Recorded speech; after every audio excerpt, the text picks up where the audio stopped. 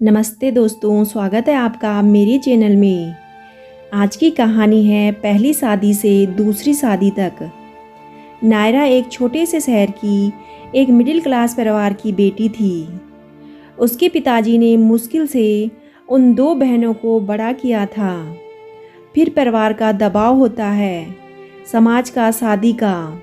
तो नायरा के पिताजी ने नायरा की शादी करवा दी। शादी हुई। नायरा के पति कार्तिक का घर भी छोटा था। वो भी छोटी सी एक प्राइवेट नौकरी करता था। ट्रक ड्राइवर था। माल लाने ले जाने में अक्सर वो दूर दूर जाता था। 4-5 दिन तक घर से बाहर ही रहता था। कार्तिक के माता पिता और एक बड़ी बहन थी। और बड़ी बहन की शादी तो हो गई थी, लेकिन परिवार में कुछ मनमुटाव के चलते वो अभी मायके में ही रहती थी। लेकिन नायरा ने ज़्यादा पूछा भी नहीं।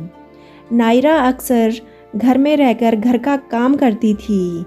इतना मुश्किल नहीं था, क्योंकि काम तो नायरा घर में भी किया करती थी।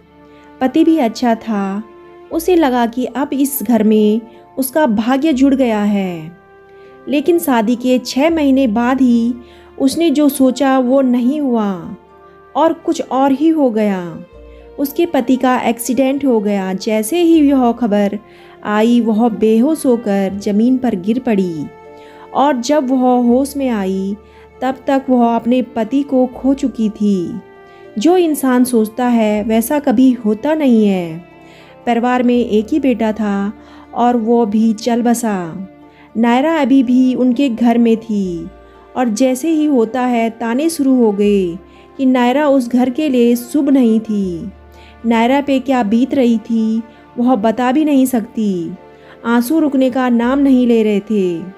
कुछ समय के बाद ही घर में खाने की समस्या होने लगी। नायरा के ससुर की पेंशन से इतना नहीं हो पाता था, तो ससुराल वालों ने नायरा को वापस पीहर भेज दिया। अब नायरा के माता पिता भी बहुत परेशान थे।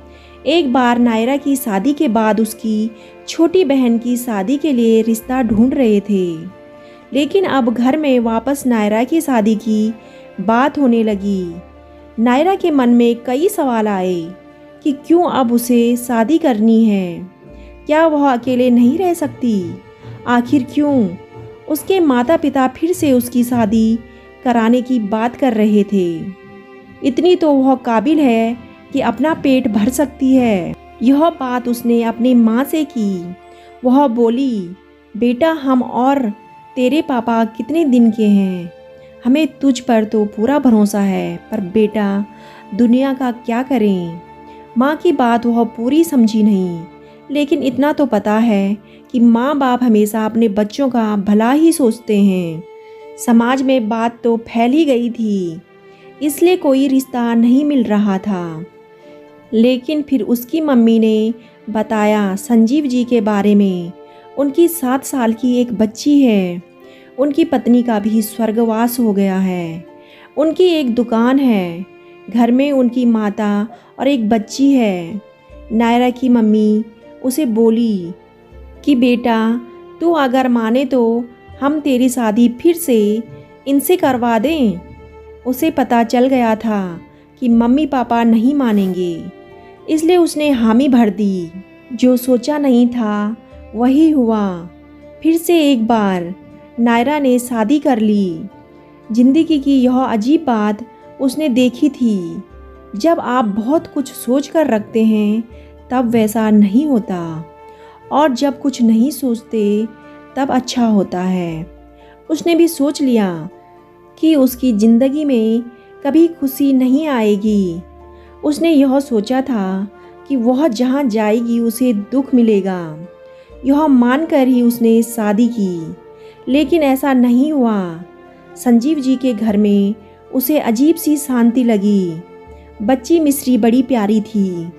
जब से नायरा आई तब से उस पे ही चिपके रहती थी।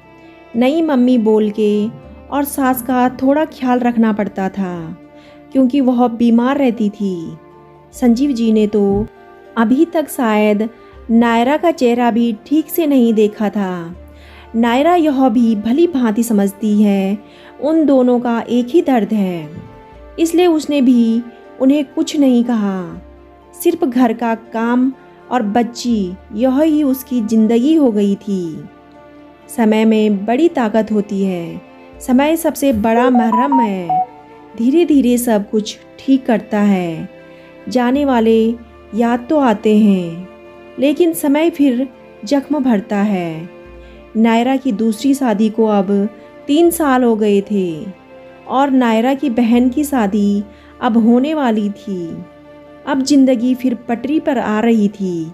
जो होना होता है उस पर किसी का कोई जोर नहीं होता है, पर उस समय अपने आप को संभालना बहुत ज़रूरी होता है।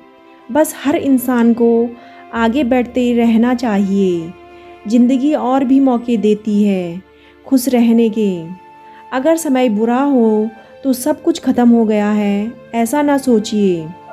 दोस्तों, ज़िंदगी में आगे बढ़ते जाइए, क्योंकि ज़िंदगी मौके ज़रूर देती है और हर मुश्किल दौर का डट कर सामना करना चाहिए और कभी भी मुश्किल घड़ी में हिम्मत नहीं हारनी चाहिए, क्योंकि बुरे वक्त में हर इंसान टूट जाता है और ऐसा लगता है कि अब कुछ नहीं बचा, परंतु ऐसा नहीं होता है। कभी भी घबराना नहीं चाहिए, क्योंकि डर के आगे जीत है। दोस्तों, आपको कहानी कैसी लगी कमेंट करके ज़रूर बताइएगा। कहानी अच्छी लगे तो वीडियो को लाइक और चैनल को सब्सक्राइब करना ना भूलें। कहानी सुनने के लिए आपका बहुत बहुत धन्यवाद।